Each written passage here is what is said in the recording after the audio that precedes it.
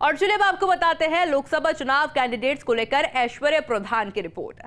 सियासी चर्चाओं में चुनाव समिति में ये नाम फाइनल से बताए जा रहे हैं। हालांकि प्रधानमंत्री मोदी ही अंतिम मुहर इस पर लगाएंगे। आखिरी तक हो सकते हैं बदलाव या होल्ड भी हो सकते हैं। ओम बिरला कोटा से, सीपी जोशी चित्तौड़गढ़ से, गजेंद्र सिंह जोधपुर से नाम हम आपको बता रहे हैं। अर्जुन मेघवाल बीकानेर से, कैलाश चौधरी बाड़मेर से लगभग फाइनल माने जा रहे हैं। इसके अलावा अलवर से भूपेंद्र यादव के नाम की भी चर्चाएं काफी तेज सुनाई दे रही हैं।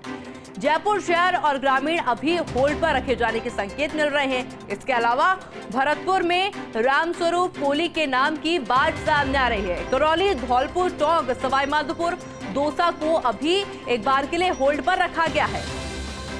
और मेरे साथ मेरे सहयोगी ऐश्वर्य प्रधान भी जुड़ चुके हैं। ऐश्वर्य, काउंटडाउन शुरू हो चुका है।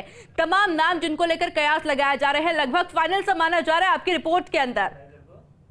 देखिए आयुषी, इस पूरी खबर में सबसे महत्वपूर्ण बात है कि कल 4 बजे तक मंथन चला है। कल देर रात 4 बजे के आसपास राजस्थान की टीम फ्री हुई है।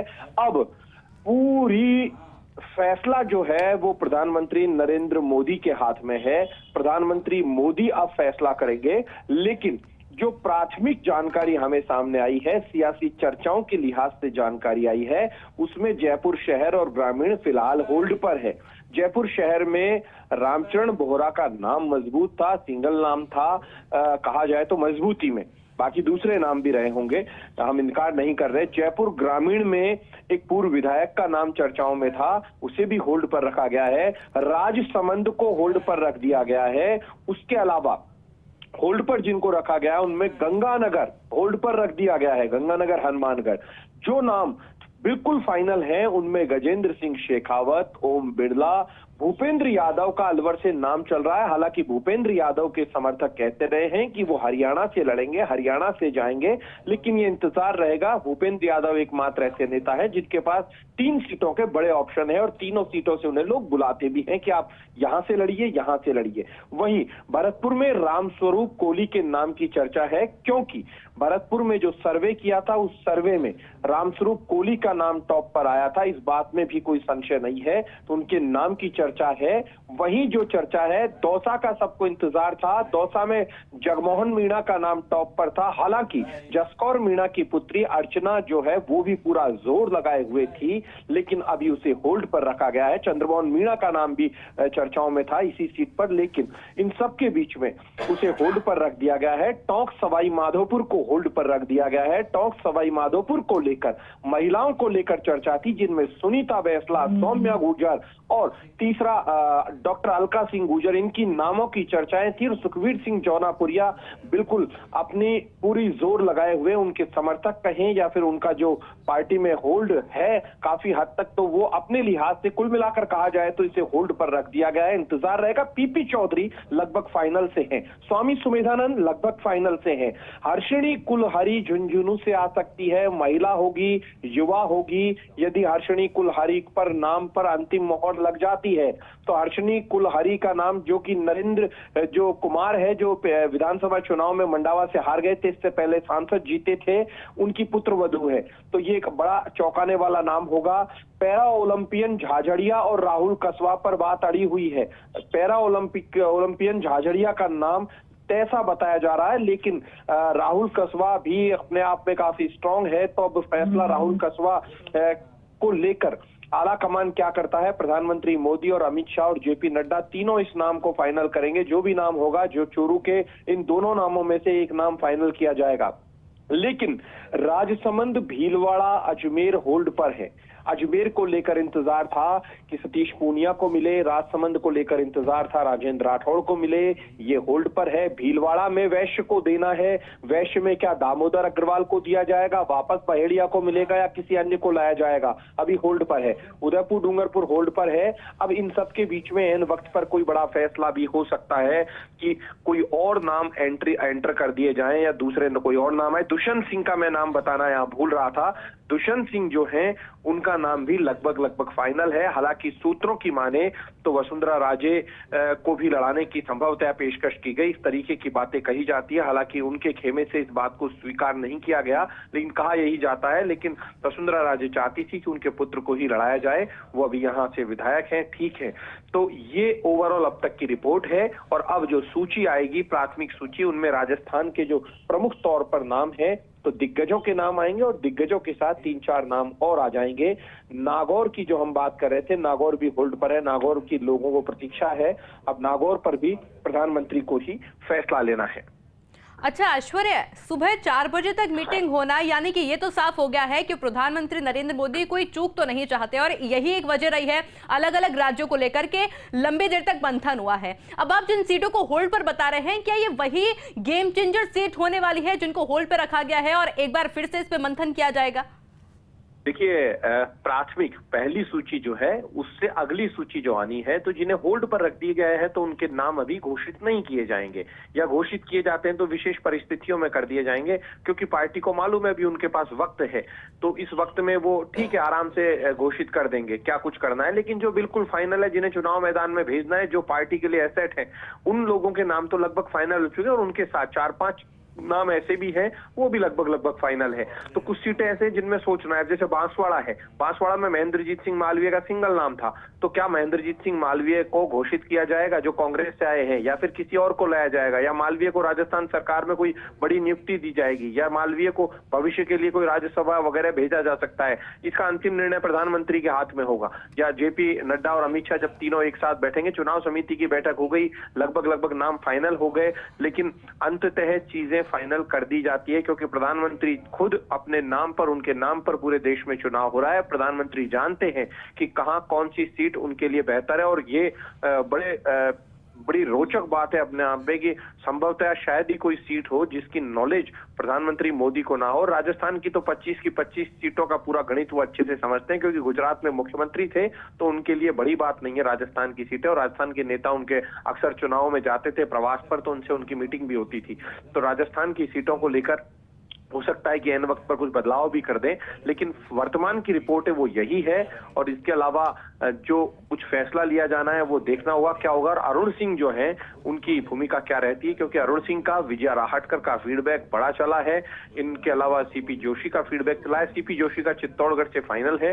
सीपी जोशी सर्वमान्य है चित्तौड़गढ़ से, उनको वो भी बड़े नाम है। कैलाश चौधरी बाड़मेर से है, बाड़मेर जैसलमेर वाली सीट से सभी के सामने है। अर्जुन राम मेघवाल सभी के सामने है। बीकानेर से बड़ा चेहरा है, बड़ा नाम है, और ऐसे दलित नेता की जरूरत भी है पार्टी को। एक दलित नाम बड़ा और आ सकता है, उसे लेकर अभी संशय है।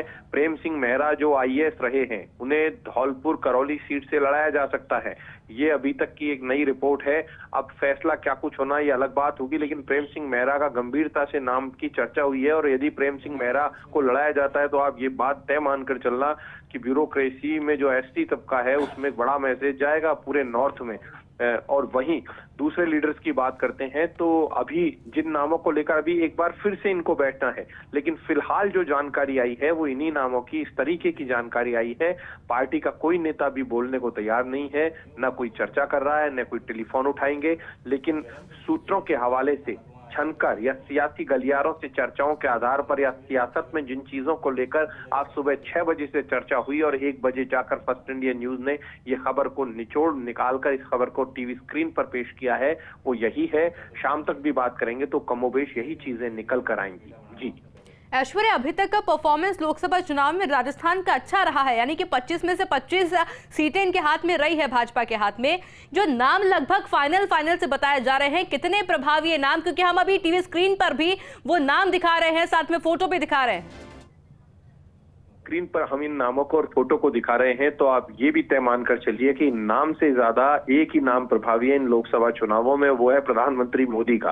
प्रधानमंत्री मोदी को लेकर थोड़ी देर पहले मेरी किसी लीडर से बात हो रही थी, तो वो कह रहे थे कि जब गुजरात में प्रधानमंत्री थे तो प्रधानमंत्री गुजरात में हुआ करते थे, तो किसी विधायक ने उनसे पूछा कि साहब मेरे ट्रांसफर नहीं हुए, मेरे इतने सारे ट्रांसफर नहीं हुए, तो प्रधानमंत्री ने कहा कि तुम्हारी जीत की गारंटी मैं लेता हूं, तुम काम को छोड़ो, तुम अपना काम करो, फील्ड में जाओ और अच्छे से जुट जाओ। जीत की गारंटी मैं लेता हूं, तो जब वो मुख्यमंत्री थे और एक सामान्य से विधायक की जीत की गारंटी ले लेते थे और उसकी पूरी रिपोर्ट रखते थे, तो पूरे देश भर की हर सीट पर भी नजर रखते हैं कि किसे जिताना है और कौन हारने की स्थिति में। उनके पास रिपोर्ट गई है, रिपोर्ट ऐसी गई है कि कुछ सांसदों की रिपोर्ट ऐसी थी कि उन सांसदों को चाहकर भी वो टिकट नहीं दे पाएंगे। प्रधानमंत्री मोदी के यहाँ पर सीधा सा कॉन्सेप्ट है, जो जिताऊ होगा, जो पार्टी के लिए पार्टी निष्ठ होगा और जिसकी रिपोर्ट नीचे से बेहतर जाएगी, उसे टिकट 100% मिलेगा। और यदि कोई सिर्फ प्रधानमंत्री को ही जानता हो या अमित शाह को जानता हो तो चीजें सारी दरकिनार है, या कोई विचार परिवार में जाकर अपनी पैठ रखता हो।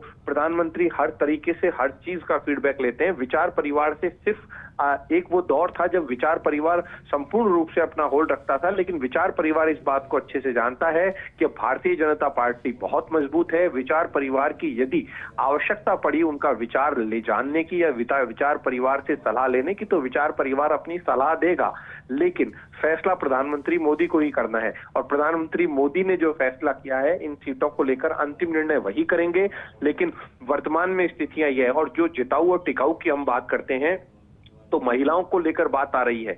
तो यहाँ पर महिलाएं जो सर्वाधिक, एक महिला और आई हैं जिनका मैं जिक्र करूंगा। जयपुर ग्रामीण को लेकर कई सारे नाम चर्चाओं में चले थे आयुषी, शुरुआती तौर पर वो जो नाम चले उनमें राव राजेंद्र सिंह का टॉप पर था, इस बात में कोई संशय नहीं है। फिर उसके बाद पंकज सिंह का चला, फिर राखी राठौड़ का यहीं पर नाम चला, और श्रवण सिंह बगड़ी का नाम बहुत तेजी से चला। लेकिन इन सबके बीच में कौन सी महिला को मिलता है? क्या हर्षणी कुलहरी को बिल्कुल फाइनल है? लगभग जो हम बता रहे हैं लगभग फाइनल माना जा रहा है। क्या मिल जाएगा? तो दूसरी तरफ सुनीता बैसला, अलका सिंह गुर्जर में से किसे मिलेगा? क्या सौम्या गुर्जर को? हालांकि सौम्या की कम संभावना है, अभी वो मेयर है, लेकिन अलका गुर्जर और सुनीता बैसला में से किसे दिए जाना है?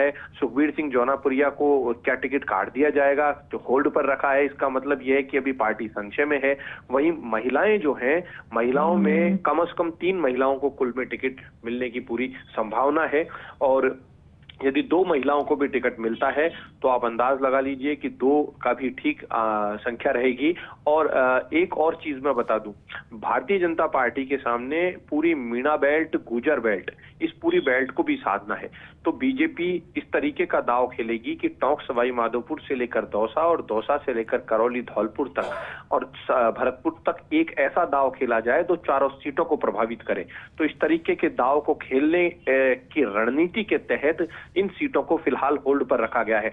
मगरे में एक बात आई थी, मगरे में क्या पूरा मगरा है राजसमंद से लेकर अजमेर तक। अजमेर में एक जमाने में रावत समाज को टिकट दिया जाता था, राजा सिंह रावत को टिकट मिलता था, एक बड़े नेता थे, लगातार जीतते थे, अटल जी और अडवाणी जी उन्हें जाना करते थे।